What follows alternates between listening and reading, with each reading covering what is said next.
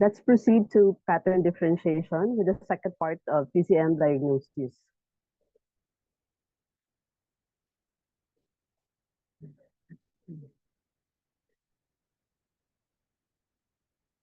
Information relevant to a TCM diagnosis. These are TCM-specific information. Table 3.3 lists items that provide valuable information to a TCM pattern diagnosis, but which are not considered as relevant or important in the Western biomedical model. Generally speaking, neither a general practitioner nor a specialist practitioner of Western medicine will find diagnostic clues or information of any value in this data. However, all of this information is invaluable when analyzed in the context of traditional Chinese medical theory. Taken as a whole, the collection of signs and symptoms is interpreted to reveal the underlying pattern of disharmony affecting the patient. Now let's delve into the TCM relevant information and what we indicate. First, let's look into the stools or defecation. So the frequency, the odor, the color, consistency, pain helps to discern patterns of heat, cold, damp, phlegm, deficiency, excess, chi stagnation, etc. Next, urination. So frequency, odor, color, pain indicates heat, cold, damp patterns. Next is sweat. The presence or absence of sweat, the amount, the time of the day when it occurs, subjective sensations of cold or heat, consistency, relation to activity, indicates qi and yin deficiency, cold and heat patterns. Next information we should look into is thirst. The presence or absence or preference for hot or cold drinks, especially indicative for heat patterns. Next up, we'll look into the sleep pattern. If there are disturbances, dreams, if there is insomnia, this indicates heart, liver, kidney heart, or spleen heart patterns.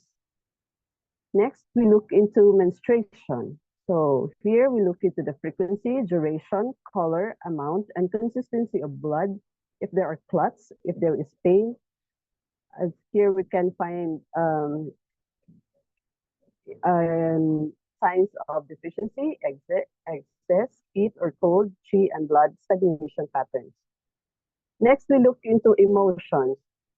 TCM recognizes 7 emotions: anger, euphoria, worry, sadness, grief, and fright. The presence or prevalence of any one of which is seen as a marker of illness, especially indicative of heart and liver patterns. Next, we look into diet.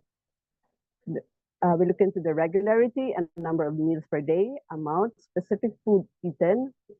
These are indicative of food stagnation or if there is indigestion, if there is pain in stomach or damp phlegm patterns. Next, we'll go into the sexual life, the frequency, the correlation to patient's age. These are indicators of condition of kidney essence. Next is exercise. It's relevant in relation to strengthening the vital energy, and excess can be linked to spleen and or kidney damage. Next is palpation. This is an indicator of the condition of qi and blood in the organ channel system, and it is fundamental for TCM pattern discrimination. Next, we'll look into the tongue or the tongue observation. This is an indicator of the condition of the internal organs and the nature of diseases, and this is fundamental to TCM pattern discrimination. Next, we'll look into pain. The nature and quality of pain, the location, whether it's regional, in the channel or organ distribution, and this indicates cold, heat, damp, chi, and blood stagnation patterns. This is useful for pattern discrimination and treatment. And finally, we look into channel observation and palpation.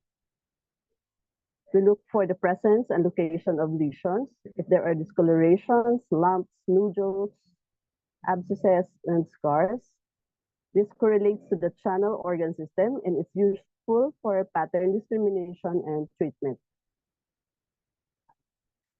Thank you for your attention.